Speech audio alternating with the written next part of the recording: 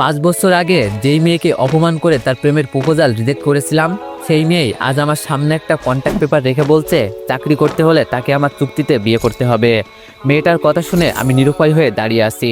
চাকরির সন্ধানে এক অফিসে জবের ইন্টারভিউ দিতে এসেছি, কিন্তু ইন্টারভিউ দিতে এসে 5 বছর আগে সেই মেয়েটার সাথে আবারও দেখা হয়ে যাবে তা কোনোদিনও কল্পনা করিনি। তার উপর আবার মেয়েটা আমাকে বলছে চাকরি করতে হলে কন্ট্রাক্ট পেপারে সাইন করে তাকে চুক্তিতে বিয়ে করতে হবে। মেয়েটার কথা শুনে সারা শরীর নাড়া দিয়ে উঠেছে আমার। চোখ বড় বড় করে মেয়েটার দিকে হাবলার মতন তাকিয়ে আসি, মুখ দিয়ে কোনো কথা বেরোচ্ছে না। ওপর পাশ থেকে মেয়েটা আমাকে হাবলার মতো তার দিকে তাকিয়ে থাকতে দেখে বলল, এভাবে তাকিয়ে আছিস কেন? অবাক হয়েছিস মনে হয় আমাকে এখানে দেখতে পেয়ে?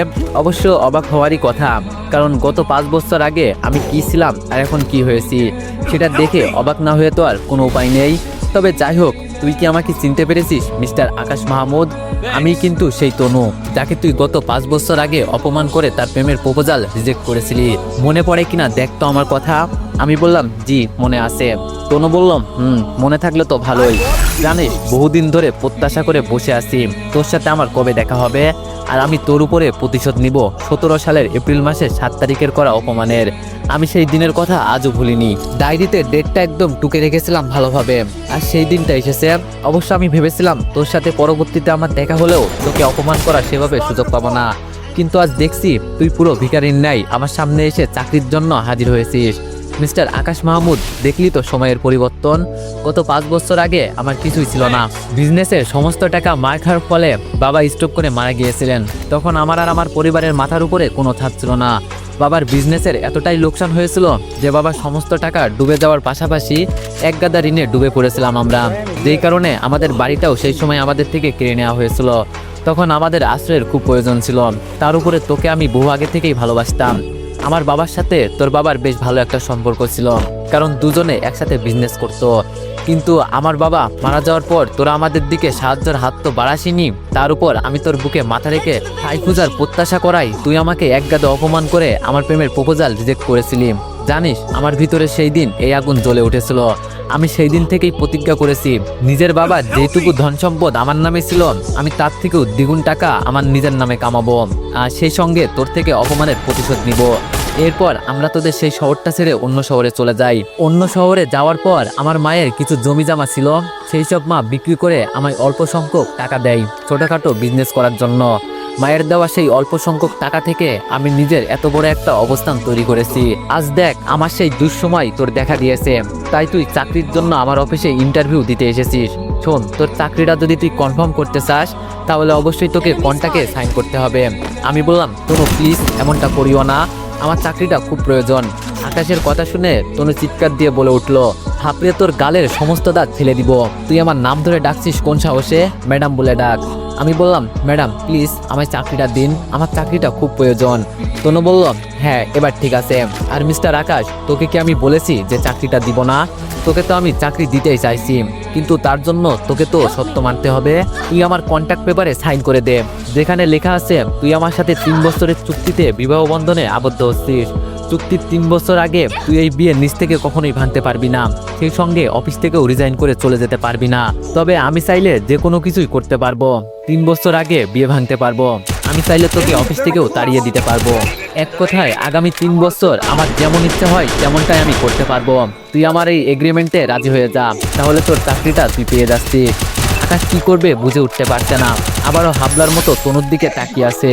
অপরদিকে তনু আকাশে তার দিকে হাবলার মতো তাকিয়ে থাকতে দেখে এবার চরম রেগে যায়, যার ফলে সে রাগান্বিত কণ্ঠে বলে ওঠে, দেখ তোর সাথে ঘন্টার পর ঘন্টা বকবক করব সেই সময়টা আমার নেই। হয় তুই কন্ট্রাক্ট পেপারে সাইন কর, না হয় শুরুতে অফিসের সকল কর্মচারীদের সামনে আমি তোকে চরম অপমান করব, তারপর সিকিউরিটির মাধ্যমে তোকে ঘাড় ধাক্কা দিয়ে অফিস থেকে বের করে দিব। এবার তুই কোনটা করবি জলদি বল। আকাশ এই অফিসে ইন্টারভিউ দিতে এসে এক ভয়ানক পরিস্থিতিতে আটকে গেছে। এখন সে চাইলেও চাকরিটা বরখাস্ত করতে পারবে না, কারণ তনু সবার সামনে তাকে অপমান করার হুমকি দিয়েছে। অন্যদিকে সে চাকরিটা করলেও তার জন্য বিপদ, কারণ আজ প্রথম দিনেই তনু তার সাথে যেভাবে কথা বলছে এতে করে আকাশ বুঝে গেছে রোজ তাকে তনুর হাতে অপমান আর অপদস্থ হতে হবে। এছাড়া তনু তাকে কন্ট্রাক্ট পেপারের সাহায্যে 3 বছরের জন্য বিয়ে করে তার জীবনটা নরক বানিয়ে দিতে চাইছে। তবে আকাশের হাতে বর্তমানে থার্ড কোনো অপশন নেই। দুটোর মধ্য থেকে যে কোনো একটা তার বেছে নিতেই হবে। একদিকে তার চাকরিটা খুব প্রয়োজন, সংসারের অভাব অনটন মেটাতে হলে চাকরি তার করতেই হবে। অন্যদিকে চাকরিটা রিজেক্ট করলে ঘরের মানুষের পেটে ভাত জুটবে না, আর সেই সঙ্গে অফিসের সকল কর্মচারীর সামনে অপমান হতে হবে। তাই আকাশ পরিবারের কথা চিন্তা করে আর কোনো কিছু না ভেবেই কন্ট্রাক্ট পেপারে সাইন করে দেয়। তনু আকাশের কাছ থেকে কন্ট্রাক্ট পেপারে সাইন করিয়ে সেই কন্ট্রাক্ট পেপারটা ডেস্কের ভিতরে রেখে ডেস্ক তালা মেরে চেয়ার থেকে উঠে আকাশের কাছে এসে দাঁড়ায়। এরপর আকাশকে বলে, আজ থেকে তুই আমার পার্সোনাল অ্যাসিস্ট্যান্ট। তোর কোয়ালিফিকেশন যতই ভালো থাকুক না কেন, বর্তমানে এর থেকে ভালো কিছু তুই ডিজার্ভ করিস না। আগামী 3 বছর তোকে আমার অ্যাসিস্ট্যান্ট হয়ে কাটাতে হবে। এবার দেখি আমার কোমরে 2 হাত রেখে আমাকে পেঁচিয়ে ধরে। আকাশ তনুর কথা শুনে থমথম খেয়ে যায়। আকাশ ভূত দেখার মতো তনুর দিকে তাকিয়ে আসে। অপর দিকে তনু আকাশকে আশ্চর্যজনক দৃষ্টিতে তার দিকে তাকিয়ে থাকতে দেখে বলে, এভাবে তাকিয়ে থাকলে তোর চোখ দুটো উঠিয়ে নিব। মনে রাখবি তুই আমার অ্যাসিস্ট্যান্ট আর আমি তোর ম্যাডাম। আমি যখন জানতে পেরেছি তুই আমার অফিসের ইন্টারভিউ দিতে আসবি, তখনই উকিলের মাধ্যমে কন্ট্রাক্ট পেপারটা বানিয়ে রেখেছি যাতে করে তোকে একদম আটকে ফেলতে পারি। তবে তোকে আপাতত পিছিয়ে ধরতে বলার একটাই কারণ রয়েছে, সেটা হচ্ছে আমার ইচ্ছা ছিল আমার যেই দিন বিয়ে হবে সেই দিন আমি আমার হাজবেন্ডের সাথে অনেক খুনসুটি করব। কিন্তু ভাগ্য খারাপ থাকায় প্রতিশোধ নেওয়ার জন্য তোকে বিয়েটা করতে হয়েছে। তবে যা হবে হোক, স্বপ্নটাকে পূরণ করি। এবার দেখ, তুই আমার কোমরে হাত রেখে আমাকে পিছিয়ে ধর, তবে সাবধান, জড়িয়ে ধরবি না কিন্তু।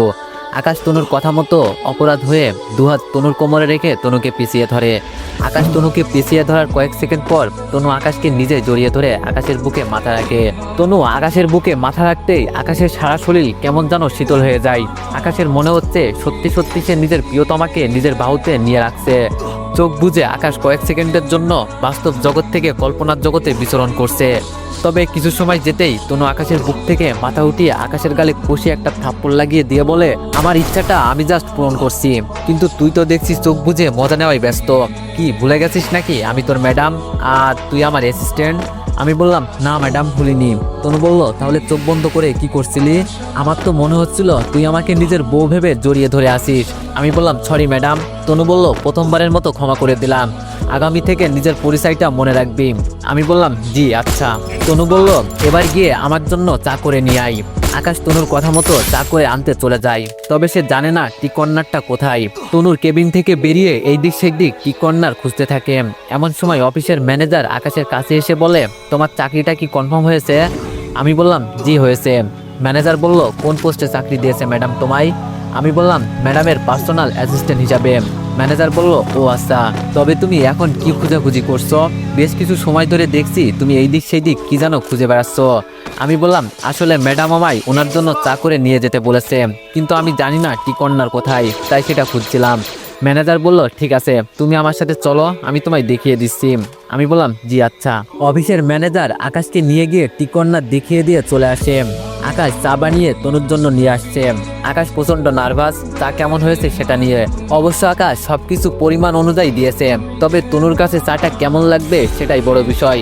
আকাশ তনুকে চা করে দেওয়ার পর তনু চাটা মুখে দিতেই তনুর মেজাজ খারাপ হয়ে যায়, যার ফলে গরম চা ভর্তি কাপটা কোনো কিছু না ভেবেই তনু আকাশের শরীরের উপরে ছুঁড়ে মেরে বলে, এই অকর্মার ঢেকি, এটা কি চা বানিয়ে এনেছিস?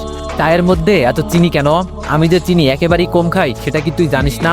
আমি বললাম, সরি ম্যাডাম, আমি আসলে জানতাম না। তনু বলল, যা চায়ের ভাঙা কাপটা উঠিয়ে নিয়ে আবার গিয়ে আমার জন্য আরেক কাপ চা করে নিয়ে আই।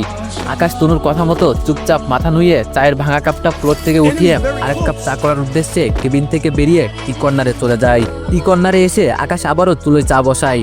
চুলোয় চা হচ্ছে আর উপর দিকে আকাশের চোখ দিয়ে টুপটুপ করে পানি পড়ছে, কারণ একটু আগে ছুঁড়ে মারা তনুর গরম চাগুলোর কারণে আকাশের শরীরে প্রচণ্ড জ্বালাতন শুরু করেছে।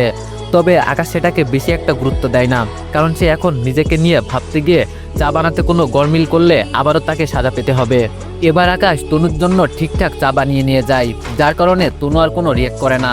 তবে তনু চা নিয়ে আকাশকে কিছু না বললেও তবে আগের বারের চায়ে চিনি বেশি দেওয়ার কারণে আকাশকে বলে, এই যে শোন, তুই আমার অ্যাসিস্ট্যান্ট হলেও আমি জানি তুই যোগ্যতা সম্পন্ন একটা ছেলে, তাই তোকে এখন কিছু কাজ দিব, সেই সব তোর সম্পূর্ণ করতে হবে।